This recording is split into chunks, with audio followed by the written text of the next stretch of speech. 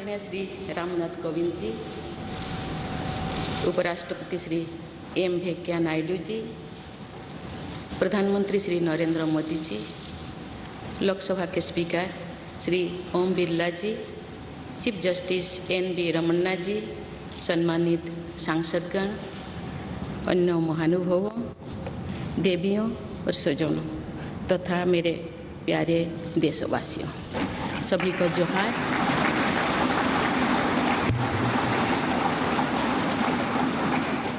भारत के सर्वोच्च संवैधानिक पद पर निर्वाचित करने के लिए मैं सभी सांसदों और सभी विधानसभा सदस्यों का हार्दिक आभार व्यक्त करती हूँ।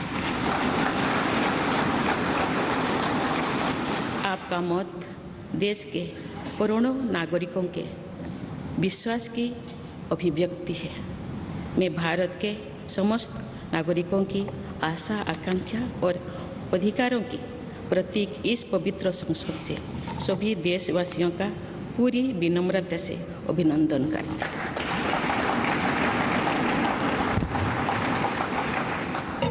आपकी आत्मीयता, आपका विश्वास और आपका सहयोग मेरे लिए इस नए दायित्व का निभाने में मेरी बहुत बड़ी ताकत रहेगी। मुझे राष्ट्रपति के रूप में देश ने एक ऐसे महत्वपूर्ण कालखंड में चुना है जब हम अपनी आज़ादी का अमृत महोत्सव मना रहे हैं।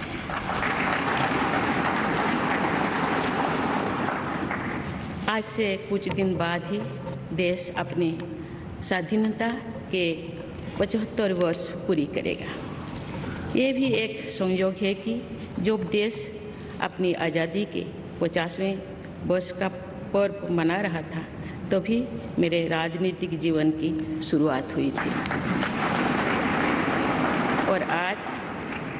और आज आज़ादी के 75वें वर्ष में मुझे ये नया दायित्व मिला है।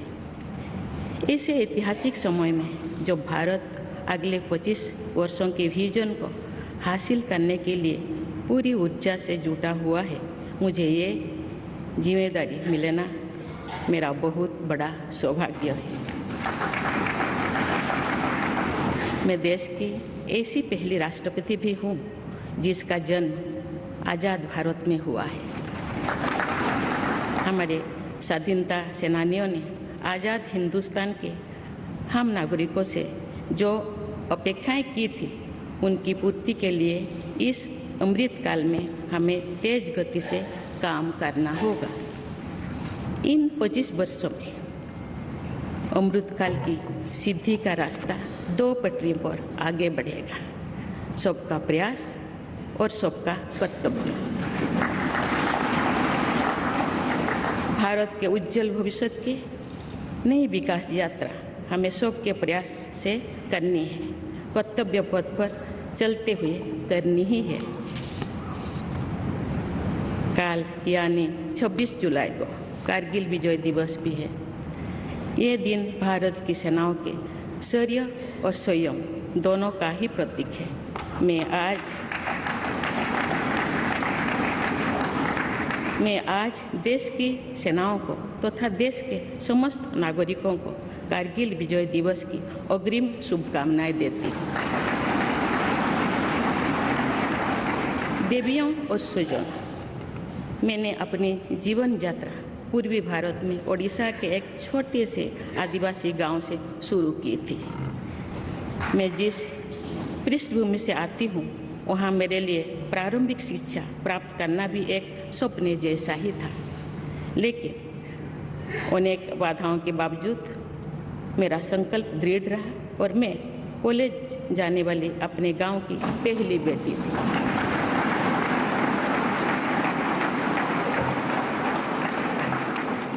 मैं जनजातीय समाज से हूँ और वार्ड काउंसिलर से लेकर भारत की राष्ट्रपति बनने तक का अवसर मुझे मिला है। ये लोकतंत्र की जननी भारतवर्ष की महानता है। ये हमारे लोकतंत्र की ही शक्ति है कि उसमें एक गरीब घर के पैदा होने बेटी दूर सुदूर आदिवासी क्षेत्र में पैदा हुई बेटी भारत के सर्वोच्च संवैधानिक पद तक पहुंच सकती है। राष्ट्रपति के पद पहुंचना मेरी व्यक्तिगत उपलब्धि नहीं है, ये भारत की प्रत्येक गरीब की उपलब्धि है। मेरा निर्वाचन इस बात का सबूत है कि भारत में गरीब सपने भी देख सकता है और उन्हें पूरा भी कर सकता है।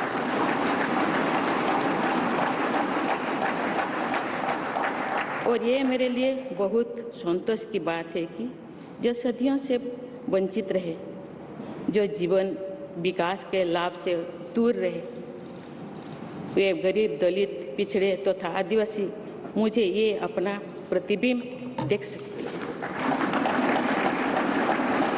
मेरे इस निर्वाचन में देश के गरीब व का आशीर्वाद शामिल है।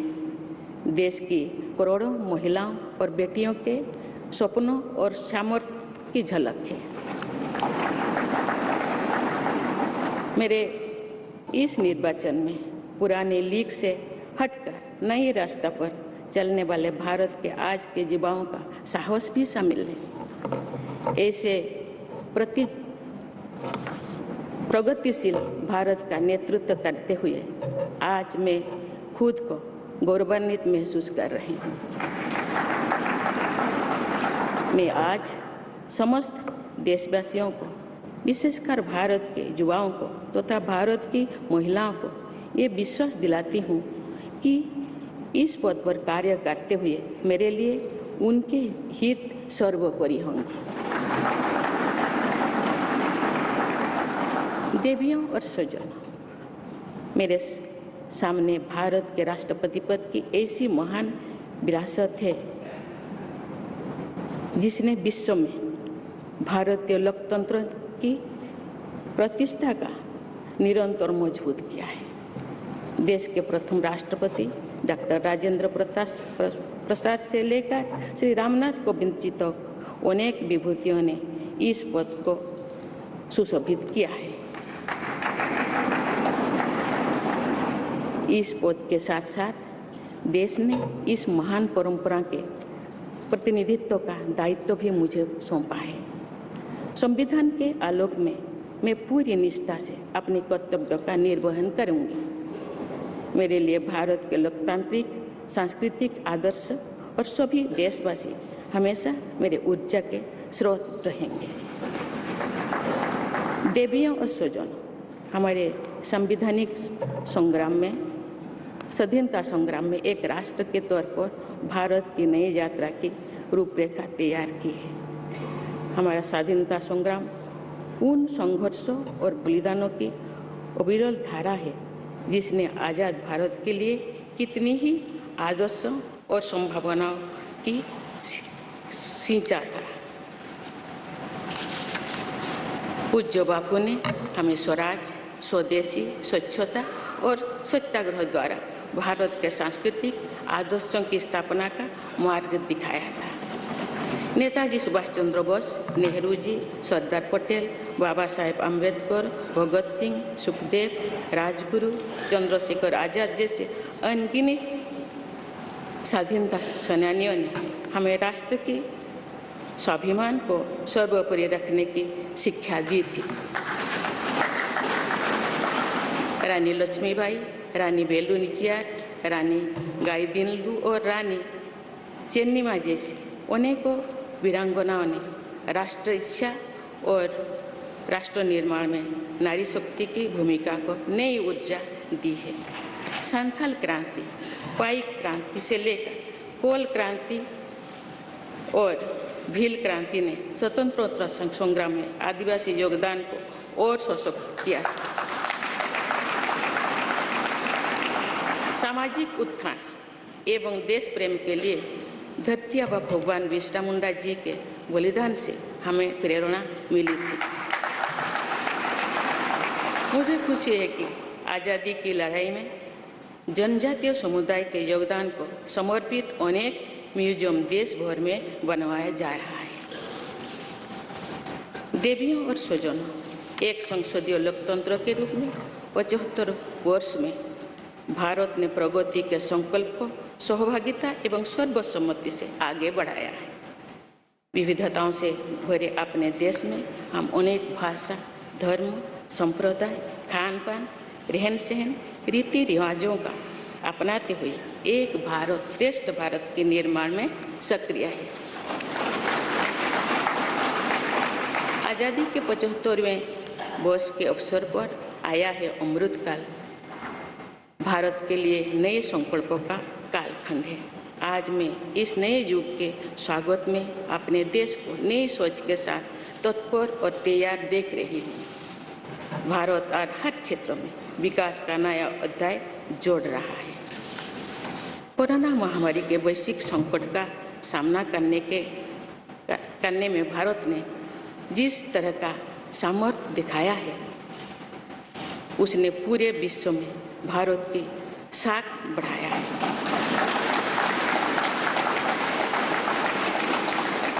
हम हिंदुस्तानियों ने अपने प्रयासों से न सिर्फ इस वैश्विक चुनौती का सामना किया, बल्कि दुनिया के सामने नए मापदंड भी स्थापित की।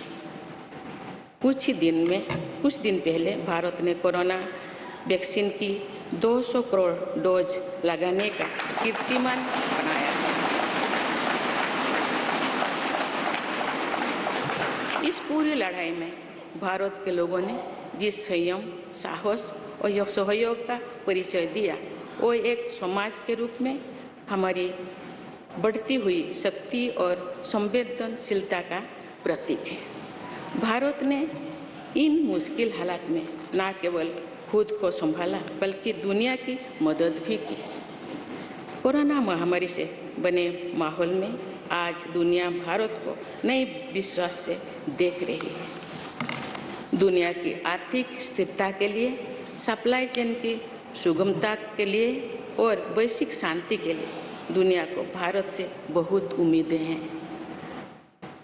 आगामी महीनों में भारत अपनी अध्यक्षता में G20 ग्रुप की मेजबानी भी करने जा रही है।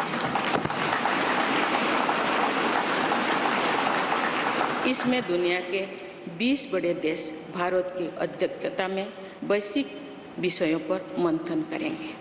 मुझे विश्वास है भारत में होने वाले इस मंथन से जो निष्कर्ष और नीतियां निर्धारित होंगे, उनसे आने वाले दशकों की दिशा तय होगी।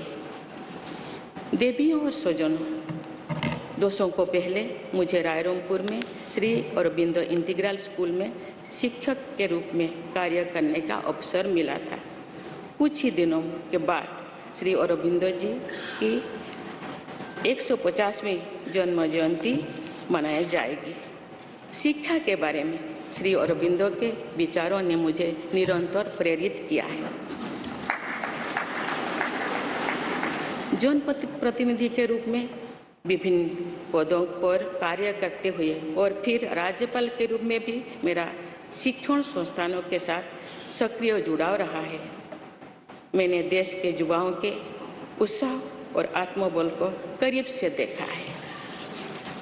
हम सभी के श्रद्धेय अटल जी कहा करते थे कि देश के युवा जब आगे बढ़ते हैं तो वे सिर्फ अपने ही भाग्य नहीं बनाते, बल्कि देश का भी भाग्य बनाते हैं।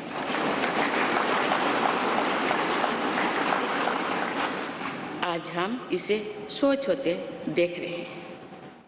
वोकल फॉर लोकल से लेकर डिजिटल इंडिया तक हर क्षेत्र में आगे बढ़ रहा आज का भारत विश्व के साथ कदम से कदम मिलाकर औद्योगिक क्रांति 4.0 के लिए पूरी तरह भारत तैयार है। रिकॉर्ड संख्या में बन रहे स्टार्टअप्स में नए इनोवेशंस में दूर सुदूर क्षेत्रों में डिजिटल टेक्नोलॉजी की स्वीकार्यता में भारत के युवाओं की बड़ी भूमिका है। बीती वर्ष में भारत ने जिस तरह महिला सशक्तिकरण के लिए निर्णय लिए हैं, नीतियाँ बनाई गई है, इससे भी देश में एक नई शक्ति का संचार हुआ है। मैं चाहती हूँ कि हमारी सभी बहनें व बेटियाँ अधिक से अधिक सशक्त हो तथा वे देश के हर क्षेत्र में अपना योगदान बढ़ाते रहें। मैं अपने देश के युवाओं से कहना चाहती हूँ कि आप न केवल अपने भविष्य का निर्माण कर रहे हैं, बल्कि भविष्य के भारत की नींव भी रख रहे हैं। देश के राष्ट्रपति के तौर पर मेरा हमेशा आपको पूरा सहयोग रहेगा। देवियों और सुजों, विकास और प्रगतिशीलता का अर्थ निरंतर आगे बढ़ना होता है, लेकिन साथ ही अपने अतीत का ज्ञान भी उतना ही आवश्यक है। आज जब विश्व सस्टेनेबल प्लैनेट की बात कर रहे हैं, तो उसमें भारत की प्राचीन परंपराओं, हमारे अतीत की सस्टेनेबल लाइफस्टाइल की भूमिका और बढ़ जाती है। मेरा जन्म तो उस जनजातीय परंपरा से हुआ है जिसने हजारों वर्ष से प्रकृति के साथ तालमेल बनाकर जीवन को आगे बढ़ाया है। मैंने जंगल और जलाशयों के महत्व को अपने जीवन में महसूस किया है। हम प्रकृति से जरूरी संसाधन लेते हैं और उतनी ही श्रद्धा से प्रकृति से सेवा भी करते हैं। यहाँ संवेदनशीलता का आज वैश्विक अनिवार्यता बन गया है। मुझे इस बात की प्रसन्नता है कि भारत पर्यावरण संरक्षण के क्षेत्र में विश्व का मार्गदर्शक बन रहा है। देवियों और स्वजनों, मैंने अपने अब तक के जीवन में जौन सेवा में ही जीवन की सार्थकता को अनुभव किया है। श्री जगन्नाथ क्षेत्र के एक प्रख्यात कवि भीम भोई जी की कविता की एक पंक्ति है, मो जीवन पचे नर के पड़ी था जगत उद्धार।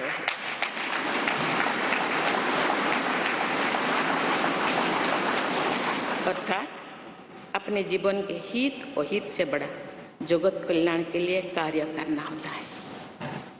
जगत कल्याण की इसी भावना के साथ मैं आप सब के विश्वास पर खरा उतरने के लिए पूरी निष्ठा व लगन से काम करने के लिए सदैव तत्पर रहूँगी। आइए हम सभी एकजुट होकर समर्पित भाव से कर्तव्य पथ पर आगे बढ़े तथा वैभवशाली व आत्मनिर्भर भारत का निर्माण करें। धन्यवाद। जय हिंद, जय भारत।